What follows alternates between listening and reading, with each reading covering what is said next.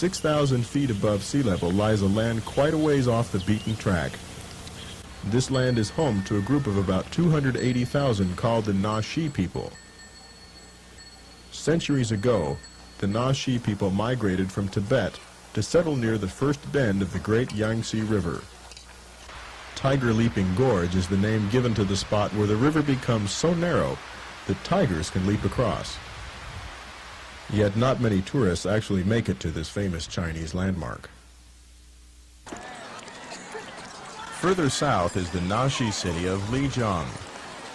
The heart of Lijiang is the old city, where waterways still run under homes, and centers of worship are preserved in quiet gardens. Meanwhile, the modern has grown up around the ancient. The Naxi dress in functional clothes, trousers and vest of simple blue or black cloth. A visor called a liberation cap is commonly worn by women today, replacing the more elaborate headdress of the past. Many Naxi women wear a T-shaped cape of sheepskin and quilted material, with straps that cross in the front.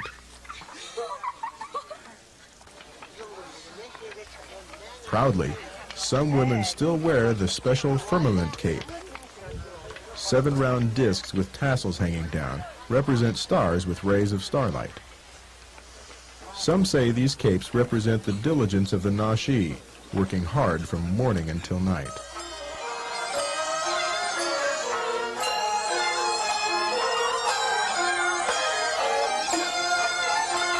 Though this Naxi music may sound discordant to Western ears, it is actually composed of rhythmic waves of sound, which the Naxi believe will help them attain a mystical sense of harmony.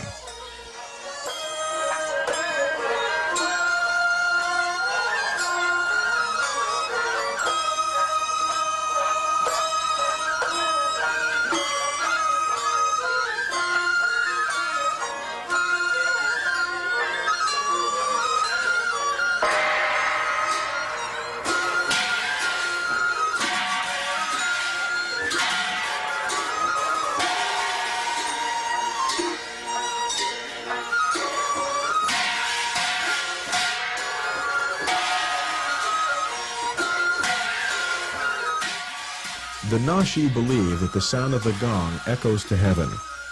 It's as though they're trying desperately to attract the attention of a heavenly God.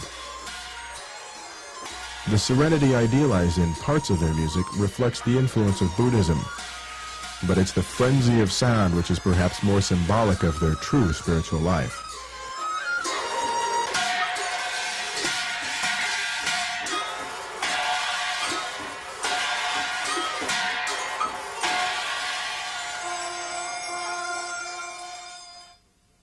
The Naxi follow a folk religion called Bon, which has its origins in the land of Tibet.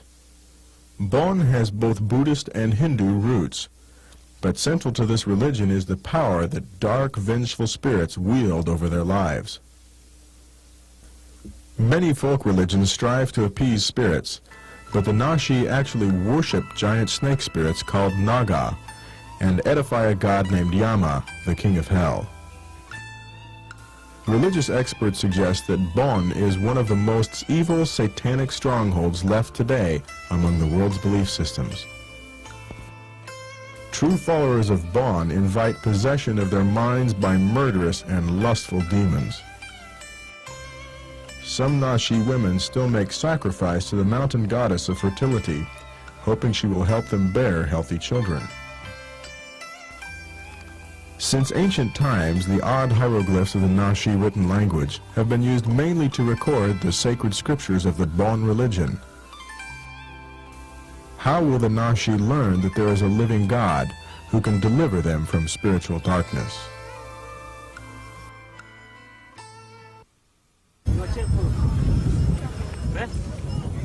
Very different in appearance, but yet a subgroup of the Naxi, are the over 20,000 Mosuo people. The Mosuo still follow a matriarchal social system where one woman may have several male partners. Only if she chooses would one of them come to live with her in the matrilineal home that is run by her mother. The Mosuo come from the Lake Lugu area and only occasionally come to the city for shopping.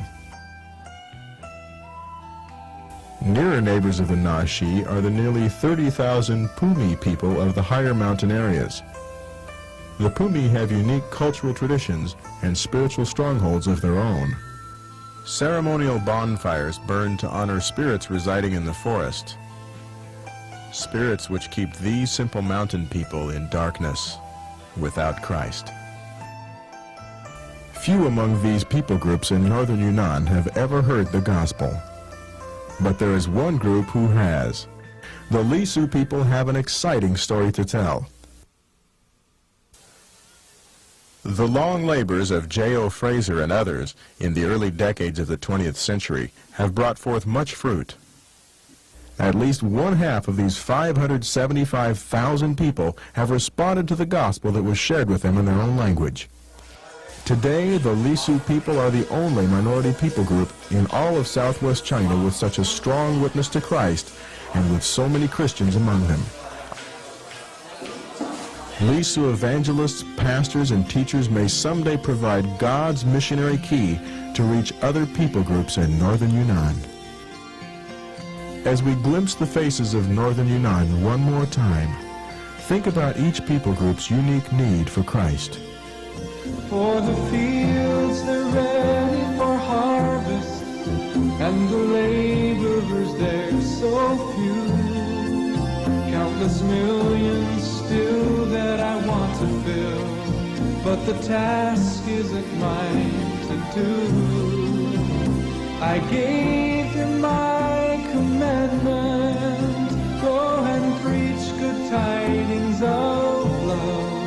For I finished the work on Calvary, and their healing's already been done. So take my healing to the nations, bind their broken hearts with love.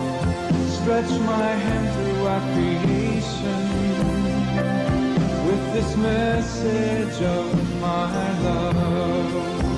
If your heart is drawn to one of these people groups, your family or church may want to adopt them. To adopt a people group means to be willing to pray, strategize, motivate others, and perhaps someday go yourself to bring the love of Jesus and help make disciples among them. Take my healing to the nations, bind their broken hearts with love.